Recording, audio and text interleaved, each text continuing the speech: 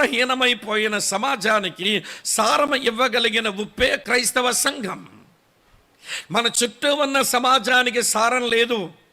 సారం లేని ఈ సమాజానికి సారం ఇవ్వగలిగింది క్రైస్తవ సంఘమే.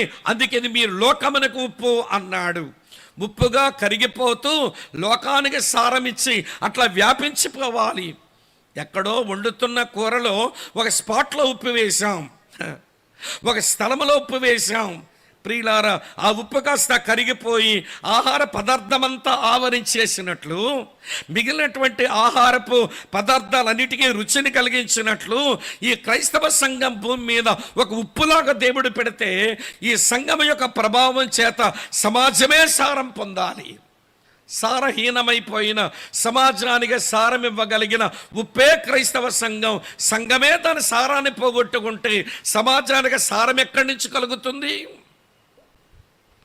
సమాజానికి సారం ఎక్కడి నుంచి వస్తుంది? వ్యాపించాలి, వ్యాపించాలి, వ్యాపించాలి.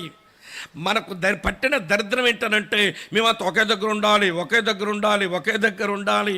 మీకు మంచి విషయం చెప్పనా?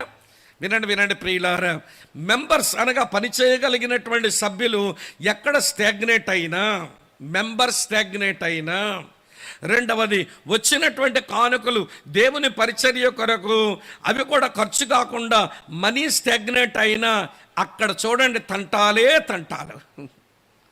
మనీ స్టాగ్నేట్ అయ్యిందా గొడవలు వస్తాయి. మెంబర్స్ వాడబడగలిగిన స్టాగ్నేట్ అయ్యారా గొడవలు తెస్తారు. ఏం మేము వాక్యం చెప్పలేమా? మాకు ఆరాధన వర్తమానం ఇయ్యలేదు, మాకు రోస్టర్లో మా పేరు ఇయ్యలేదు, మేము చెప్పలేమా చెయ్యలేమా? ఓరి బాబోయ్ ఇతగాడు తగుకేలేస్తాడు. నేరుగా వచ్చే సేవకుని అడగడు, అన్నా నేను సేవలో వాడబడాలి, నాకేదైనా పని పురమాయించండి చేస్తానండు. పక్కోడిని గిలుతుంటాడు. అన్న చూసారా మమ్మల్ని ఏం పట్టించుకున్నాడు, మాకు వర్తమానం ఇచ్చాడా, మేము చెప్పలేమా చెయ్యలేమని పక్కోడిని గిలుతాడు. వాడు మరొకటి గిలుతాడు. మొత్తానికి సంఘం అంతా కూడా నిన్నడు కుళ్ళిపోతూ ఉంటుంది.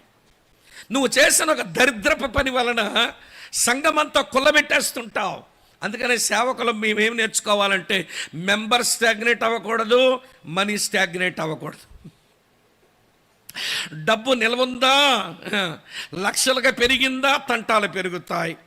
అలాగనే వాడబడగలిగిన మనుషులు వాడకుండా స్టాగ్నేట్ అయి ఉండిపోయారా గొడవలు మిగులుతాయి. కనుక ప్రియులారా, మనం చెదరాలి, విస్తరించాలి. ఒక స్థానిక సంఘం నుంచి మరో ప్రాంతంలో సంఘ స్థాపన జరగాలి.